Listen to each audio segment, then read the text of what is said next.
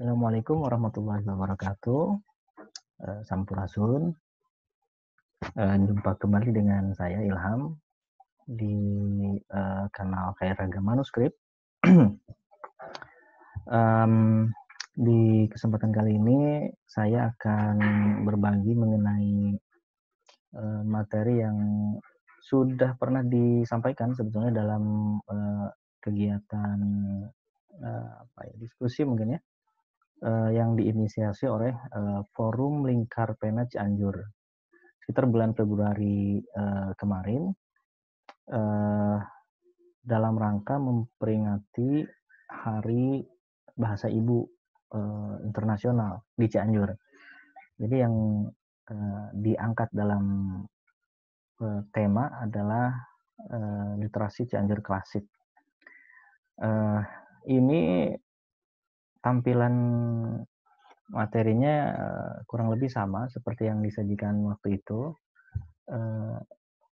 Kenapa saya mengambil tema seperti ini, yaitu literasi Cianjur klasik? Karena ya ini kebetulan saja saya orang Cianjur dan ternyata ketika saya mengkaji teks-teks dan naskah-naskah yang disebutkan dalam katalog itu banyak juga naskah yang ada di Cianjur. Kaitannya dengan bahasa ibu adalah kebanyakan naskah-naskah yang dibuat itu menggunakan bahasa Sunda. Nah, ini yang menarik. Jadi tercatat lumayan banyak juga, baik itu yang disimpan di lembaga-lembaga ataupun yang ada di masyarakat yang masih tersebar begitu ya. Seperti apa kira-kira gambaran literasi Cianjur klasik? Ini akan saya coba sampaikan dalam kesempatan ini.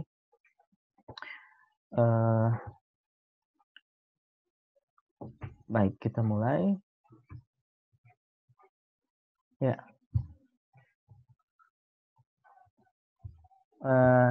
ada satu teks lirik lagu dalam seni tembang Cianjuran, terutama dalam lagu Papatet ya. Saya tidak akan mencontohkan seperti apa tembang Cianjurannya, tetapi teksnya adalah seperti ini dalam bahasa Sunda ya, yaitu pusaka dayeuh Cianjur kawitna ti Cibalagung. Cibalagung kantun suwung nya ngalih ka Pamoyanan, Pamoyanan kantun ngaran nya ngalih ka tebeh wetan, cicirena badak putih dugi ka ayeuna pisan.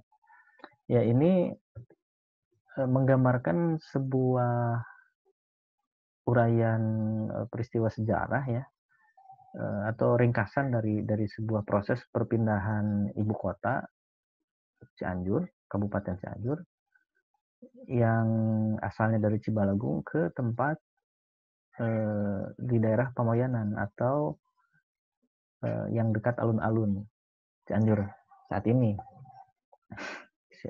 Saya bisa sedikit jelaskan juga.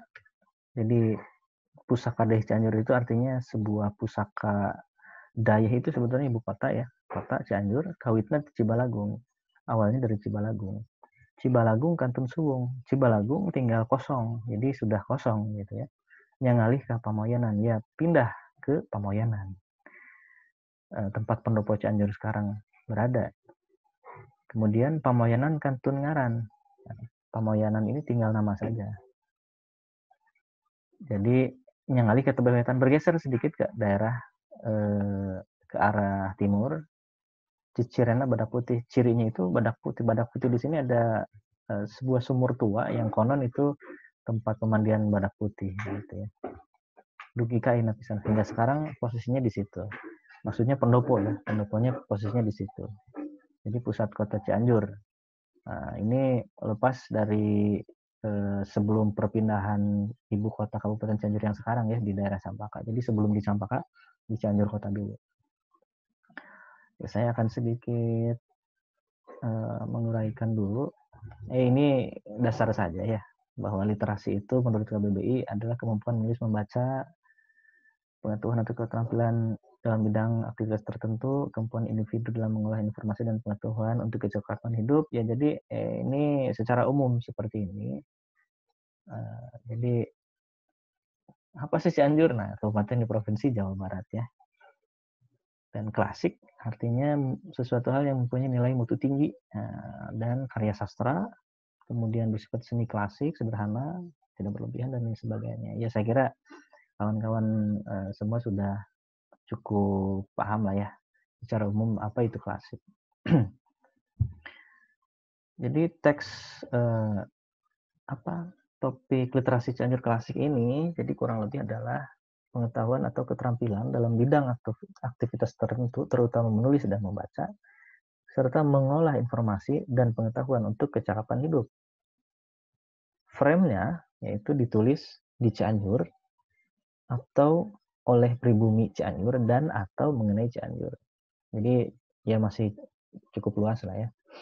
Kemudian bermutu tinggi serta langgeng, serta sering dijadikan tolak ukur karya sastra zaman kuno, sederhana, serasi, dan tidak kelebihan, bernilai sejarah, tradisional, dan indah. Ini berangkat dari pengertian yang ada di kamus KBBI tadi, tetapi dalam konteks Cianjur klasiknya. Ya, saya akan memberikan sebuah gambaran wilayah, gambaran lingkupnya ya, antara lain wilayah dan waktu. Jadi literasi klasik Cianjur ini yang bisa saya gambarkan itu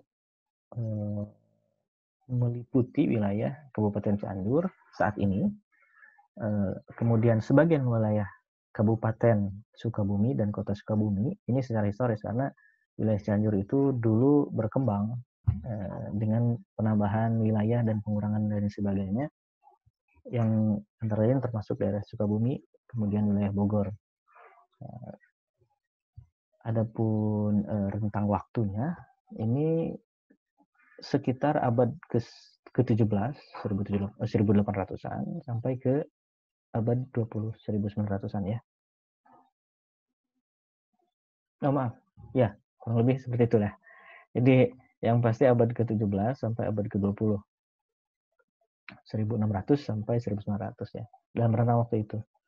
Ini peta yang saya dapatkan dari hasil penelitian Hadis dan kawan-kawan tahun 85 mengenai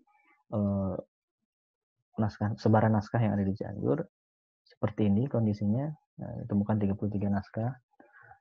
Saya kira belum ada penelitian khusus lagi mengenai sebaran naskah di Cianjur saat ini. Ya, untuk pengertian naskah dan teks ini ya para ahli filolog mungkin udah sangat paham ya, tapi ini kan ditujukan untuk teman-teman yang baru mungkin ya melihat tayangan ini. Jadi naskah ini lebih ke fisiknya, yaitu wujud fisik benda termasuk aspek bahan alat tulis, jenis aksara, tinta, penjilidan, ilustrasi, iluminasi, dan tempat penyimpanan. Intinya fisik yang bisa terlihat teraba gitu ya. Sedangkan teks ini adalah kandungan isi dalam naskah isinya. Jadi ada kisahnya, ada nilai-nilainya gitu kan. Itu yang bisa kita dapatkan, informasi yang bisa didapatkan dalam naskah itu, dalam fisiknya. Jadi kedua hal ini, naskah dan teks ini secara satu kesatuan, jadi tidak bisa dipisahkan ya. Ini contoh naskah Pegon, beraksara Pegon dan berbahasa Sunda. Ya, kita akan lihat yang lebih besar ya ini. Ini bisa dilihat hurufnya Arab, tetapi Arab Pegon ya sudah dimodifikasi untuk bahasa Sunda dan menggunakan ejaan Sunda. Ini bisa saya baca sedikit. Mata kudu di tapian, sangkana papisah deui, manana kudu di tutu atau ditutu nyam apa ini? nyampuh nyampung jeung tali metir. Nah, ya kurang lebih seperti itu ya. Jadi ini bukan bahasa Arab, tetapi bahasa Sunda. Mungkin teman-teman ada yang tahu juga kalau aksara pegon itu digunakan untuk bahasa Jawa juga. Saya belum begitu bisa mengidentifikasi perbedaan antara huruf pegon di Sunda dengan yang Jawa, tetapi saya kira ada perbedaannya ya. Saya kira ada perbedaannya, meskipun tidak besar gitu. Kita lanjutkan. Ini adalah perkembangan naskah klasik di Cianjur. Jadi beberapa poin yang bisa saya sampaikan adalah bahwa latar belakangnya di Cianjur itu pada mulanya sebagai pusat pemerintahan tradisional sejak abad ke-17 ya, Kabupaten Cianjur. Atau sebelum menjadi kabupaten yang ditetapkan oleh pemerintah Belanda ya, sebelum Besler. Jadi secara tradisional, pemerintah tradisional. Kemudian sejak pemerintahan Arya Wiratanudatar II barulah menjadi kabupaten yang cukup maju di bawah kekuasaan Mataram ya. Kemudian seni budaya juga cukup berkembang pada waktu itu, terutama tembang buku yang diadaptasi dari Mataram, dari Jawa, sehingga muncul wacan gitu ya dan lain sebagainya. Kemudian berkembang jenis kesenian beluk, yaitu membaca dan menembangkan wacan ya, itu. Kemudian berkembang jenis karya puisi dan prosa juga, penyalinan naskah mulai dilakukan, baik itu di pesantren, di kalangan pemerintahan, kabupaten ya, pendopo, atau juga di masyarakat. Tumbuhnya pesantren di Cianjur mendukung karya-karya tulis bernafas pendidikan, keagamaan, dan kebatinan Islam. Ini bisa dilihat dari beberapa naskah yang ditemukan dalam catatan katalog dan beberapa yang naskah yang masih bisa ditemui sekarang di masyarakat.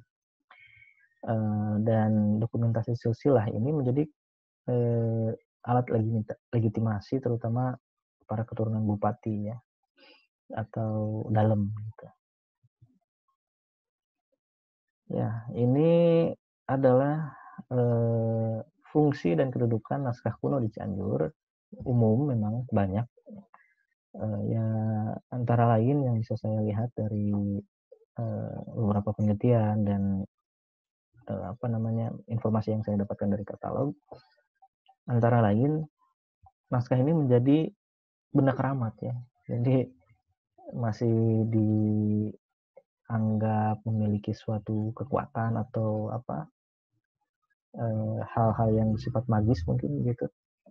Kemudian yang kedua sebagai karya sejarah, karena di dalamnya terdapat nilai-nilai yang bisa dibandingkan secara kesejarahan, bahkan beberapa orang merujuknya sebagai sumber sejarah gitu ya. Terutama misalnya untuk Babad Cianjur seperti itu ya.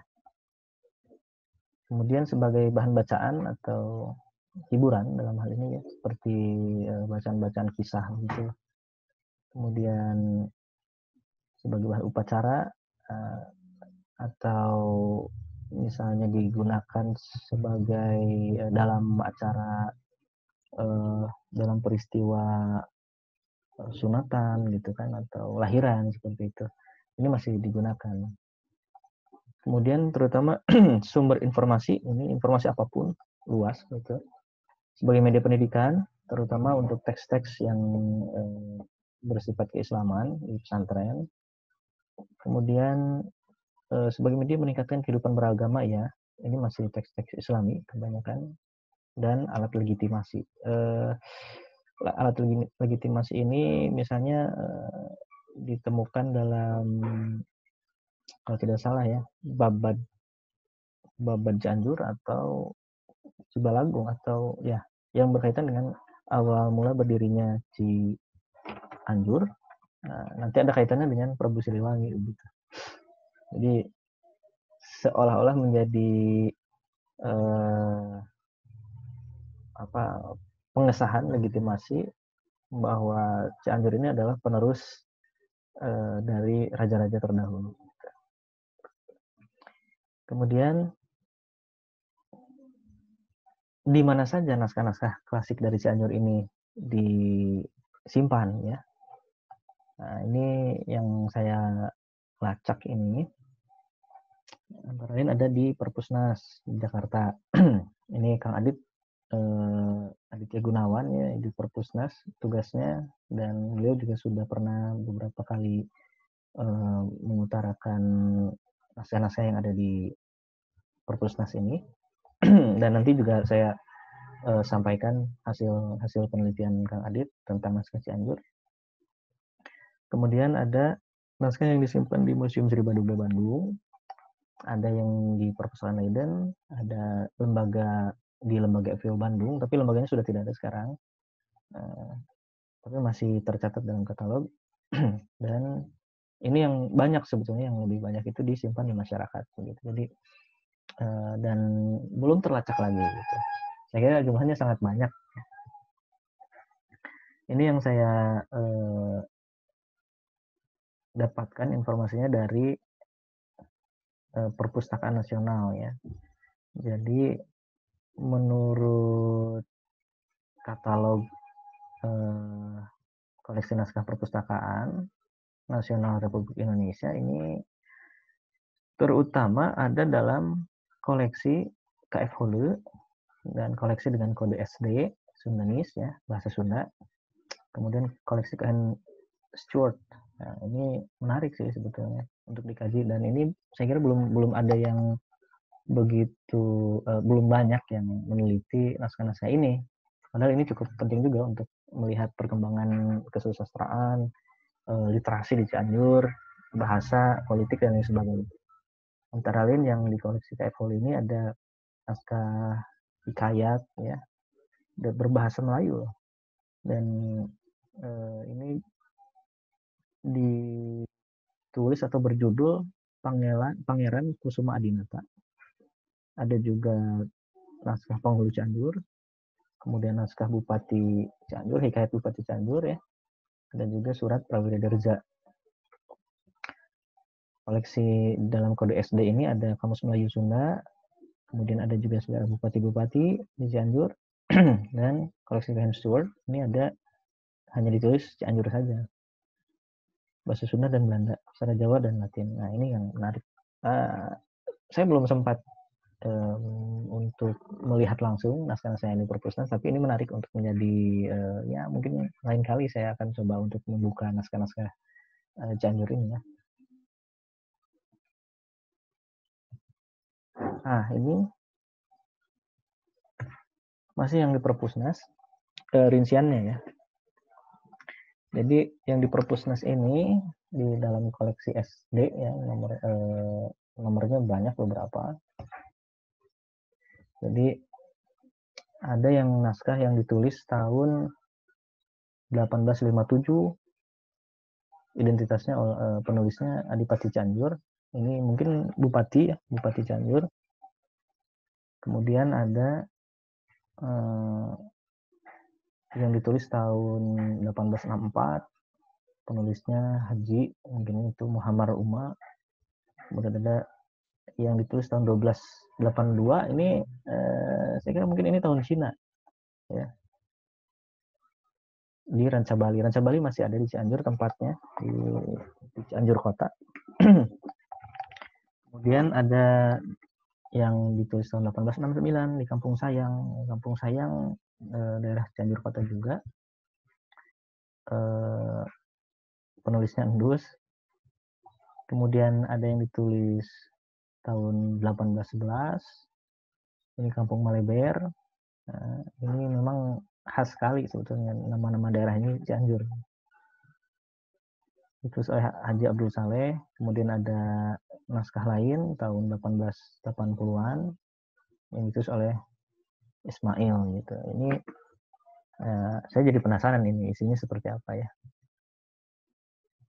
Nah ini menarik juga, ada naskah Cianjur yang ada di Leiden di Belanda. apakah ini salinan atau yang asli saya belum bisa memeriksanya. Yang menarik adalah ditulisnya ini oleh Dalem Pancaniti, ya, yang dimana kita mengetahui Dalem Pancaniti ini sebagai tokoh pengembang atau yang menjadikan Cianjuran ini menjadi berkembang luas di Cianjur dan sekitarnya hingga saat ini.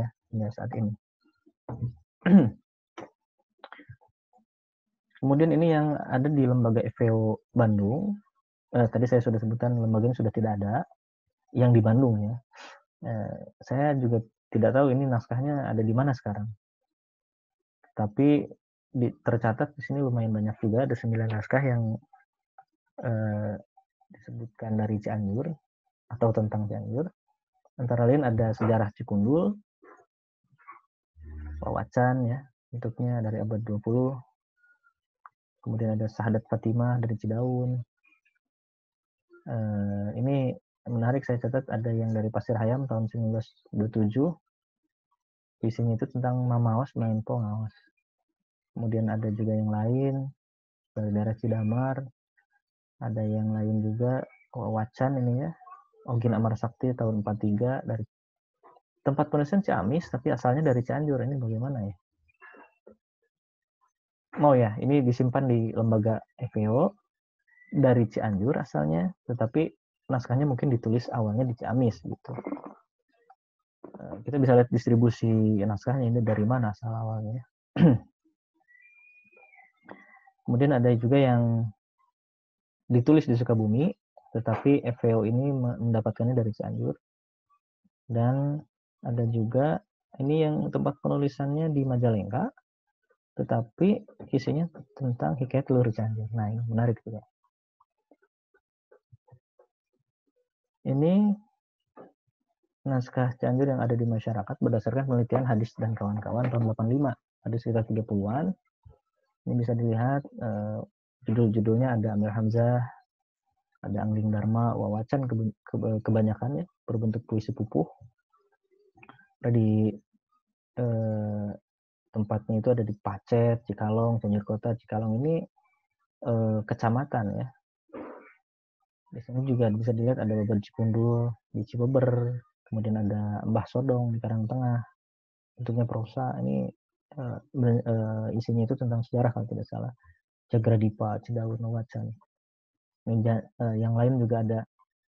Menarik, judul-judulnya itu ada beberapa yang umum, ada juga yang agak berbeda gitu, ya. Seperti ini Jalan 5 gitu.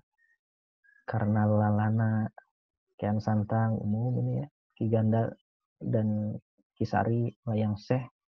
Layang Syekh ini kalau tidak salah masih berkaitan dengan Syekh Abdul Qadir Jailani, ya.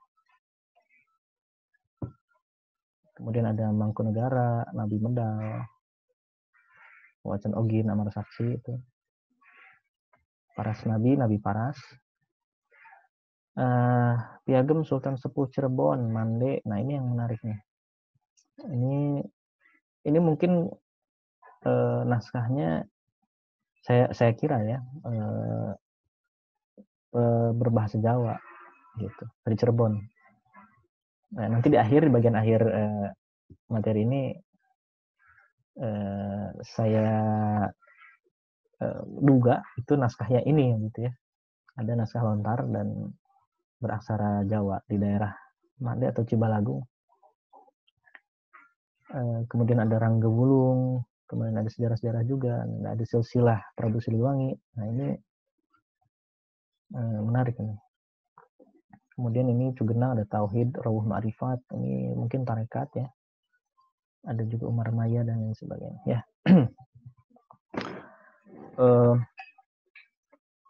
Jadi saya akan mengkontemplasi atau apalah, ya, nyebutnya itu. Jadi mengapa di Cianjur itu banyak naskah gitu, ya? Karena selain orang-orangnya juga banyak dari kalangan ulama, kemudian dari kalangan intelektual pendopo gitu, ya. Ditunjang juga dengan adanya pengrajin tinta ya dulu itu. Sampai sekarang masih ada. Yaitu disebutnya tinta gentur, tinta tradisional yang dibuat dari jelaga gitu ya, arang jelaga dari asap api itu hitamnya itu, kemudian dicampur dengan bahan-bahan alami lainnya hingga jadilah tinta. Nah, ini masih diproduksi sampai sekarang. Terkenalnya dengan tinta gentur. Gentur ini nama daerah, ya. Nama desa kalau tidak salah, desa Genturnya atau kampung Genturnya. Masih bisa dicari saat ini dan bahkan dijual online. Baik, ini adalah daftar naskah keagamaan Cianjur dari hasil penelitian lektur keagamaan ya Kementerian Agama di tahun 2019 oleh Asep Saifullah. Jadi jumlahnya cukup banyak juga ternyata, dan ini harus didokumentasikan ya sebaiknya memang. Tapi belum ada kegiatan seperti itu seperti di Cianjur. Ada bidang kajiannya ini misalnya akidah, ilmu kalam, Al-Quran, ilmu Al-Quran ini banyak sekali. Fikih dan hukum Islam juga, tasawuf juga banyak, sejarah, biografi Islam, perkembangan ya, bahasa juga. Ini menarik sekali sebetulnya kalau ingin menjadi bahan penelitian ya.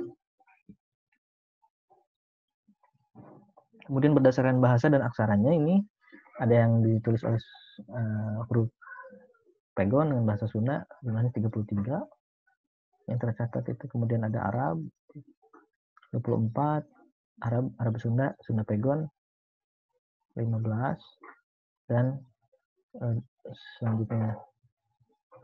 Kemudian ada juga yang berdasarkan bahan dan tampilan naskah. Ini ada yang terbuat dari daluang, kertas bergaris, APS, kertas buram, dan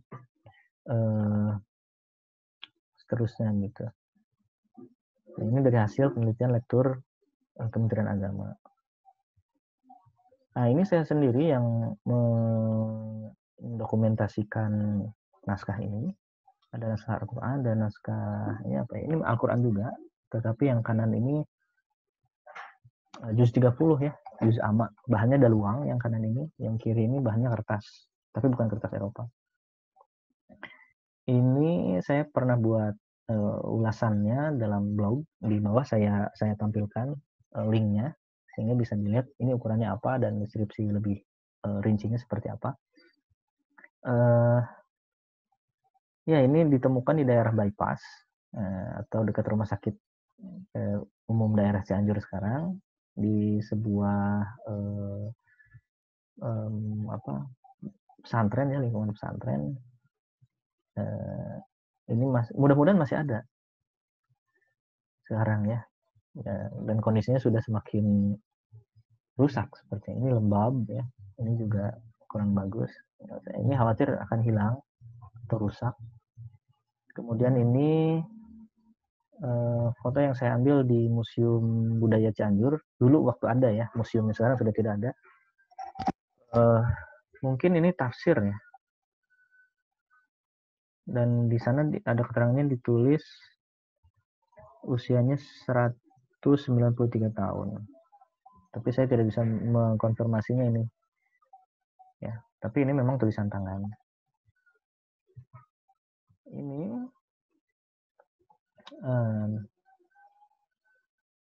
adalah naskah berupa surat perpisahan Bupati Cianjur untuk Raffles.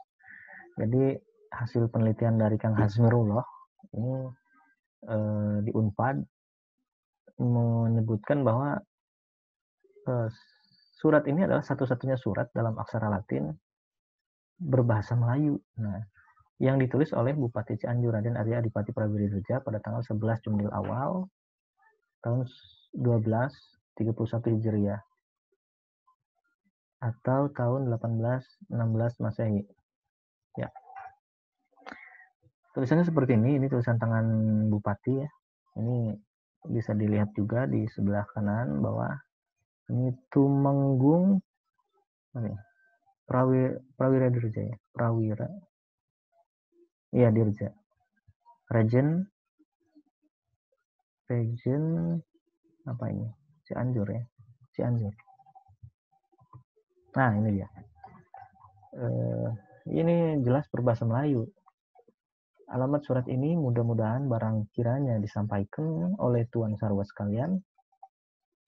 Alam ini kebawa Duli Paduka Maha Tuan yang Maha Mulia lagi Maha Besar, yaitu Tuan Gubernur Thomas Satem Raffles yang ada duduk di dalam negeri England dengan sejahteranya. Ya, seperti inilah hasil transkripsi alih aksara dari, bukan alih aksara sebetulnya, karena memang itu ditulis dengan huruf Latin juga. Reproduksi dari tulisan tangan oleh Kang Hazmir.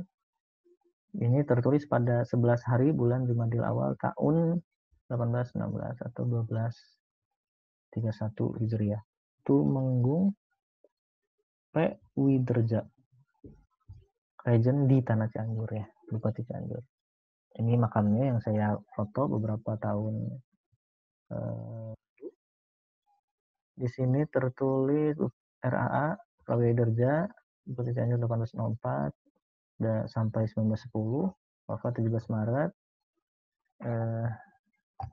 Ini lokasinya ada di komplek pemakaman Pasarian Agung Cianjur Kota ya. Bisa ditemui, bisa dilihat, masih ada.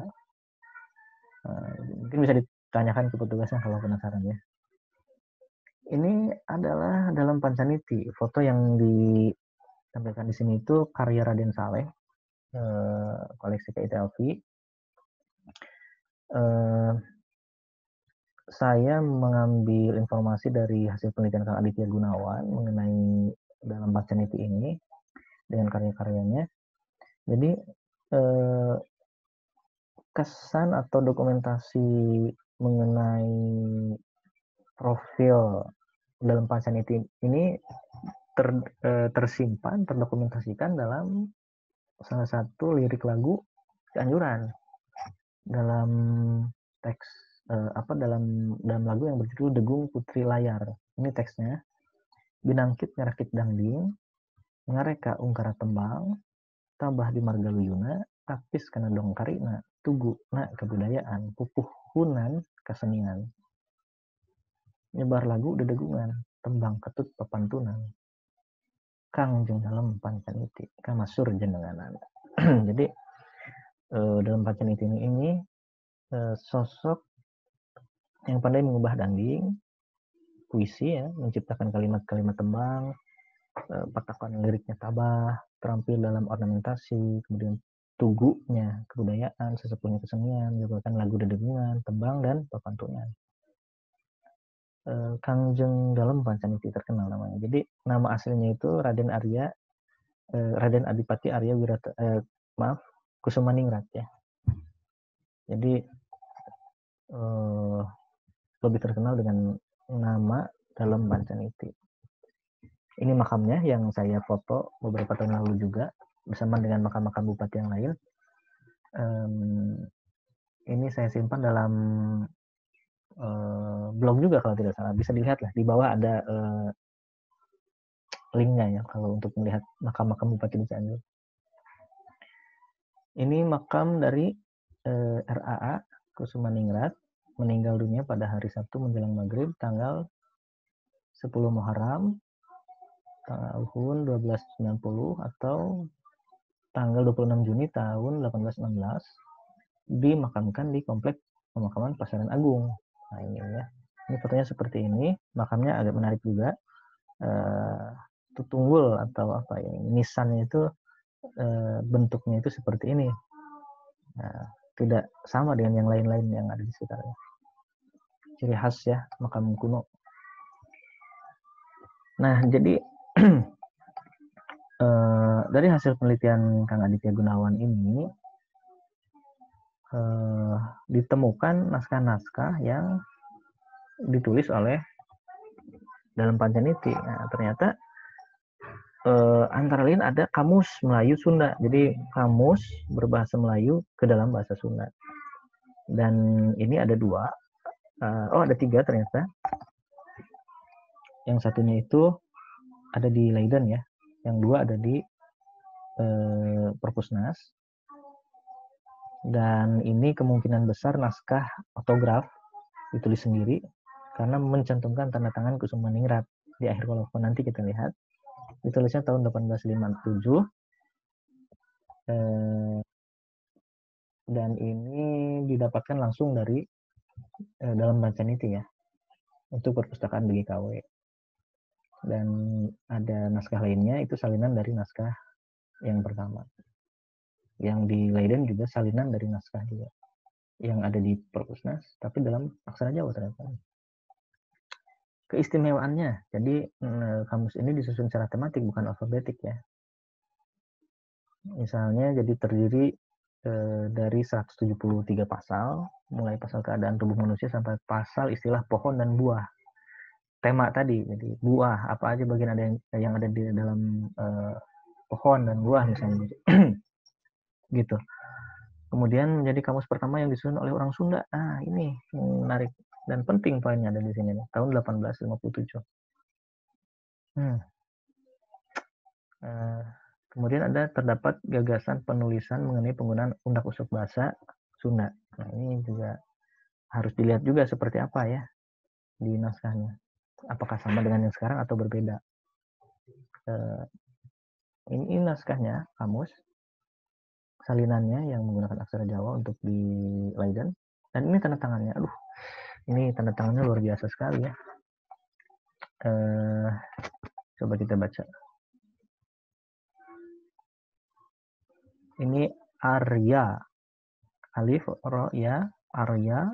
Ini ku, su, ini su, ini ma, ini ning, ini ro, ini ta. Arya Kusuma Ningrat dengan huruf Arab ya, seperti Jawi. Dan dituliskan menggunakan tinta emas atau tinta berwarna emas. Ini istimewa sekali ya.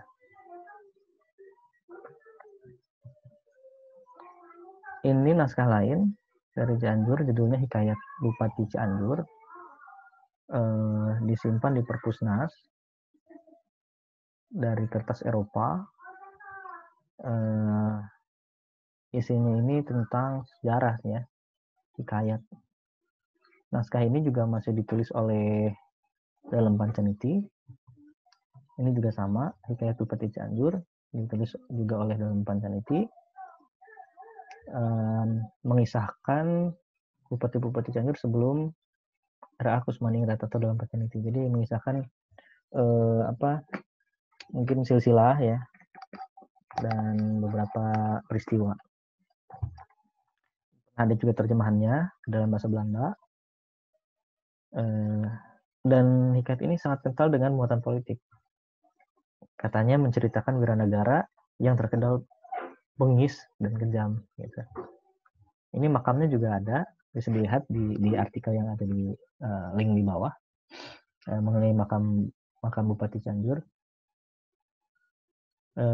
Ini kenapa disebut bengis dan kejam? Karena sifat wiranagara ini meskipun sama-sama terah Wiratanu Datar,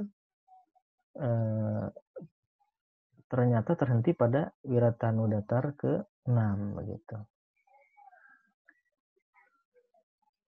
Kemudian Kusumaningrat berupaya melegitimasi keturunan Prawira Dirja sebagai penerus jabatan Bupati Cianjur. Gitu. Ini tafsiran sejarahnya saya tidak akan ulas di sini seperti apa ya kroniknya gitu. Ini naskah lain, judulnya Hikayat Bupati Sumedang, masih ditulis oleh dalam Bancaniti menggunakan aksara Latin dan bahasa Melayu. Jadi hikayat ini mengisahkan bupati-bupati Sumedang, terutama yang berhubungan baik dengan balas budi antar Bupati Sumedang, Adipati Kusumadinata dengan Wiratanu Datar ke-6, Bupati Cianjur tahun 1776 sampai 1813. Ini menarik ya. Nah, ini juga tidak kalah menarik ya, meskipun naskahnya tidak tahu di mana, tetapi pernah tercatat dalam katalog. Judulnya itu Kitab Tauhid, tetapi isinya ada aspek-aspek yang berkaitan dengan mamaos, mainpo, ngaos. Nah, sekarang di Cianjur itu terkenalnya dengan 3 pilar budaya ya, ngaos, mamaos, mainpo. Tapi dalam naskah ini disebutkannya mamaos dulu, mamaos, mainpo, dan ngaos. Bahasanya Sunda, ditulis dengan huruf Arab atau pegon, dan selesai ditulis tahun 1927. Asalnya dari Haji Muhammad Zuaib, dari Pasir Hayam, Cianjur. Nah, ini terakhir disimpan itu di lembaga FEO Bandung. Nah, tapi karena sudah tidak ada lembaganya, saya tidak tahu, agak sulit juga melacaknya, ini kemana naskahnya. Ini deskripsinya antara lain doa-doa, kemudian ada konsep pandangan hidup, Cianjur, terutama Mamaos, nyanyian tembang Sunda khas Cianjur atau Cianjuran. Kemudian ada Mainpo, pencaksilat khas Cianjur, dan ngaos, membaca sambil meresapi bacaan suci Al-Quran. Di sini disebutkan ada 4 orang ulama yang menulisnya. Antara lain ada Raden Dipati mungkin ya, Ahmad Sarangge atau Sarongge ya, Ajengan Subki Raca Goong, kemudian Ustadz Haji Salehuddin Kandang Sapi, dan Haji Muhammad Salih Al-Mahum dari Pasir Hayam. Dan ini diperkirakan karya asli pengarang. Jadi saya kira ini catatan paling tua mengenai 3 aspek konsep pandangan hidup masyarakat Cianjur, yaitu Mamaos, Mainpo, dan Ngaos, yang bisa dilacak. Hanya saja, nah itu dia, entah di mana sekarang ini. Sayang sekali sebetulnya. Tapi mungkin harus dicek ke FEO-nya ya. FEO, apakah FEO Jakarta atau di Prancis mungkin, kurang tahu. Dan ini adalah naskah lontar dan bambu di daerah Cibalagung. Aksaranya Jawa, bahasanya Jawa. Yang kemungkinan dalam katalog itu yang disebut di daerah Mande, Kecamatan Mande,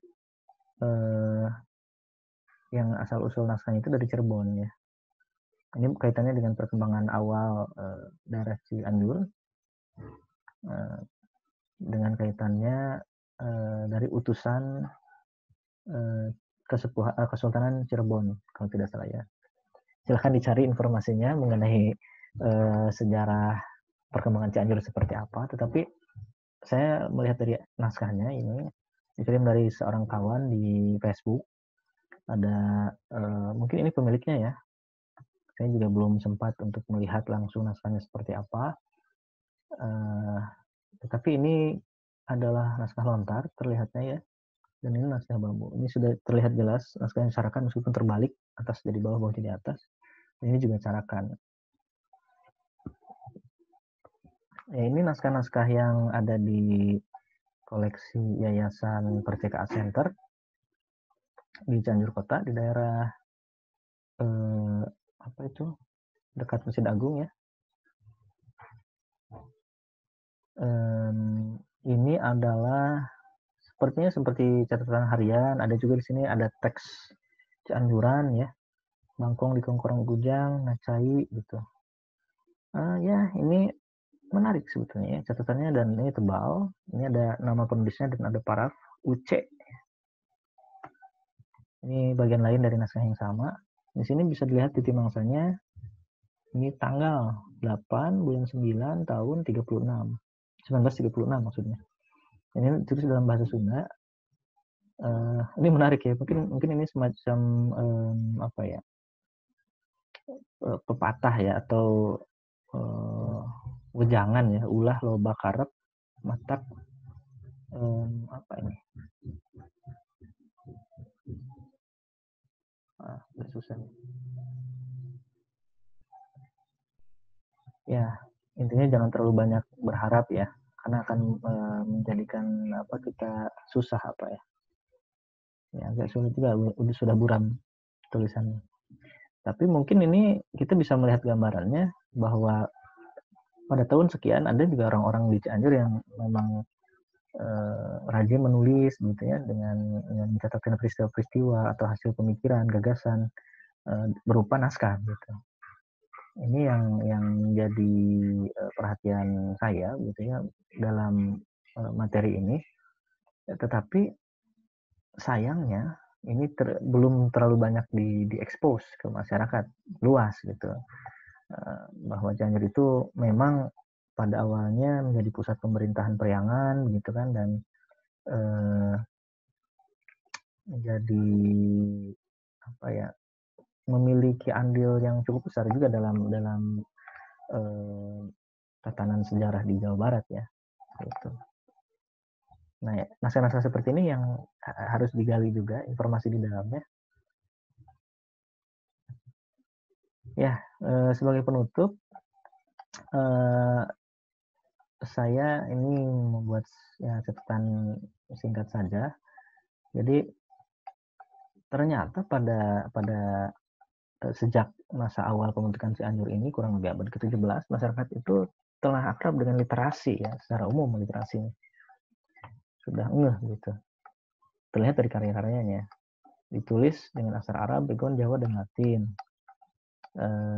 Naskahnya itu menggunakan bahan lontar, bambu, daluang, kertas. Kemudian bahasanya yang digunakan ada bahasa Sunda, Jawa, Arab, Melayu, Belanda juga. Teksnya berupa prosa dan puisi. Isinya beragam, berupa risalah keagamaan, kebatinan, sejarah, hikayat, piagam, dan lain-lain. Itu terlihat dalam katalog gitu. Penulisnya juga beragam, terutama dari kalangan ulama, pesantren, dan pemerintahan. Ada juga dari masyarakat biasa. Nah, ini sebagai quote saja. Jadi keberadaan naskah-naskah di Cianjur menunjukkan bahwa para leluhur di Cianjur begitu pandai mengolah rasa dan pikiran hingga tertuang menjadi karya-karya adiluhung. Karena itu, nilai-nilai yang terkandung dalam naskah klasik Cianjur perlu digali, dihayati, diaktualisasi, dan ditransformasikan dalam kehidupan saat ini. Disesuaikan dengan konteks sekarang. Ya, ini tugas yang cukup berat dan alot ya, karena pertama naskahnya tercatat cukup banyak, orang yang membacanya tidak banyak, gitu. Hanya 1-2 orang saja saya kira. Tapi mudah-mudahan dengan pemaparan yang saya berikan di sini minimal membuka jalan gitu, di mana saja naskah-naskah yang ada di Cianjur ini bisa ditemukan gitu. Ya, tur nuhun, terima kasih. Semoga tayangan ini bermanfaat untuk kawan-kawan, dan kalau mau menghubungi saya bisa melalui kontak yang ditampilkan di sini. Saya sendiri anggota Masyarakat Penasihat Nusantara, Manasa, dan saat ini bertugas di Dream Sea Project di Pusat Pengkajian Islam dan Masyarakat atau PPIM di UIN Jakarta. Kalau ada komentar, saran, silahkan ditulis di kolom komentar di bawah atau langsung berkirim pesan ke saya, gitu ya. Mohon maaf, mungkin beberapa informasinya agak belum lengkap, gitu ya. Kemudian ada juga yang perlu dikonfirmasi lagi kebenarannya. Ini relatif tidak mutlak, begitu. Jadi silakan saja untuk menyumbang saran, gagasan terhadap materi yang saya sampaikan ini. Dan saya harap kawan-kawan semua bisa melihat kembali di episode yang akan datang gitu ya, dengan pemaparan yang saya punya. Ini sebetulnya beberapa pemaparan ini pernah disampaikan dalam seminar atau dalam presentasi lainnya begitu ya. Makanya saya tampilkan lagi di sini agar bisa lebih disimak gitu ya. Baik, saya ucapkan terima kasih sekali lagi. Mohon maaf bila ada kekurangan. Assalamualaikum warahmatullahi wabarakatuh.